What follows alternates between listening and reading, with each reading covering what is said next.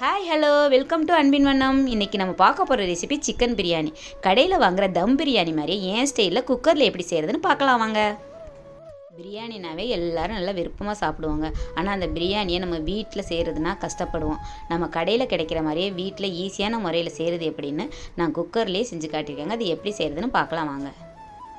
பிரியாணி செய்கிறதுக்கு ரொம்ப முக்கியமான விஷயம் வெங்காயம், தக்காளி, புதினா, கொத்தமல்லி இந்த பொருட்கள்லாம் நம்ம சரியான அளவில் போடணுங்க.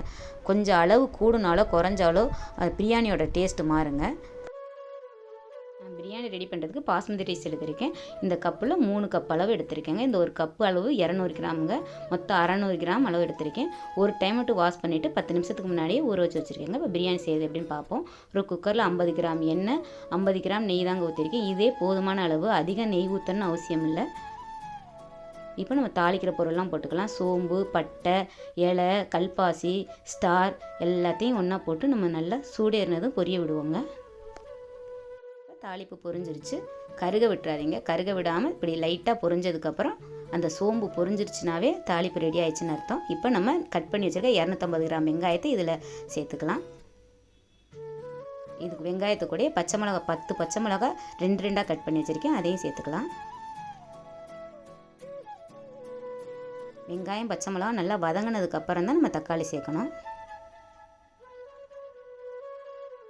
கொஞ்சம் கலர் சேஞ்ச் ஆகி வரணும். இஞ்சி பூண்டு பேஸ்ட் ஃபஸ்ட்டே போடக்கூடாது. ஃபஸ்ட்டே போட்டோம்னா அது தூரில் பிடிக்கும். அப்போ நம்ம வெங்காயம் வதங்காததுக்கு முன்னாடியே அது கருகிரும். அதனால் ஃபஸ்ட்டு போடக்கூடாது. இப்போ இது கூட நம்ம புதினா ஒரு கைப்பிடி இருந்தால் போதும். புதினா அதிகம் போடக்கூடாது. மல்லித்தலை அதிகம் போடலாம். 2 கைப்பிடி மல்லித்தலை, 1 கைப்பிடி புதினா.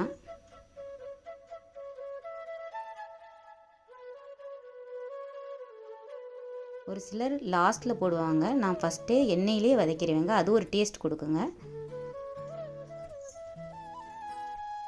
பாருங்கள், நல்லா வதங்கிச்சு பாருங்கள். நம்ம போட்ட தலையே தெரியலை.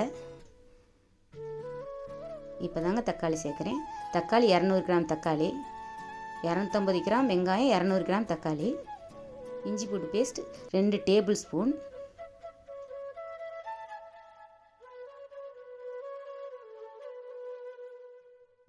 இப்போ தான் இஞ்சி பூண்டு பேஸ்ட்டையும் நான் போட்டு வதக்குறேன் ஃபஸ்ட்டே போடுறதில்ல.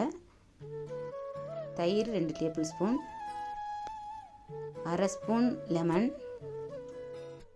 1 ஸ்பூன் தனி மிளகாத்தூள், 1/2 ஸ்பூன் மஞ்சத்தூள்,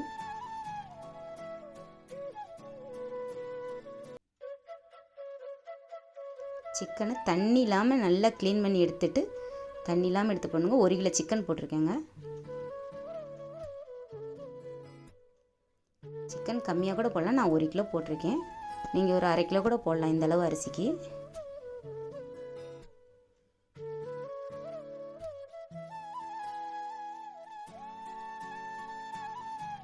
சிக்கன் போட்டு ஒரு பெரட்டு பெரட்டி விடலாம். தண்ணி எதுவும் சேர்க்கலைங்க.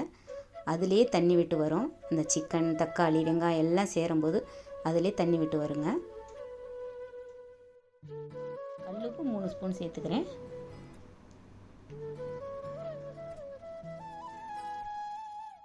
ஸ்மால் சைஸ் ஸ்பூனில் தான் பண்ணும். உப்பு கொஞ்சம் கூட அதிகம் போட்டுறாதீங்க. ஏன்னா பிரியாணிக்கு நான் போட்டிருக்க அளவுக்கு இந்த உப்பு போதும்.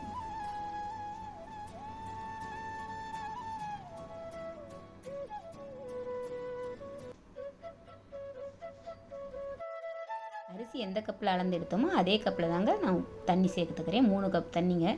3 கப் அரிசிக்கு 3 கப் தண்ணி சேர்த்துக்கிறேன்.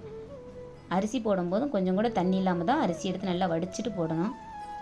நம்ம ஆல்ரெடி வெங்காயம் தக்காளியில் இருக்க தண்ணி வேறு கொஞ்சம் இருக்கும். நம்ம இந்த அளவுக்கு 1க்கு 1 அளவு ஊற்றினா தான் நம்ம பிரியாணி தம் பிரியாணி மாதிரி பொல பொலன்னு கரெக்டாக வரும். இல்லைன்னா கொஞ்சம் குழஞ்ச மாதிரி தண்ணி சொந்த மாதிரி ஆயிருங்க.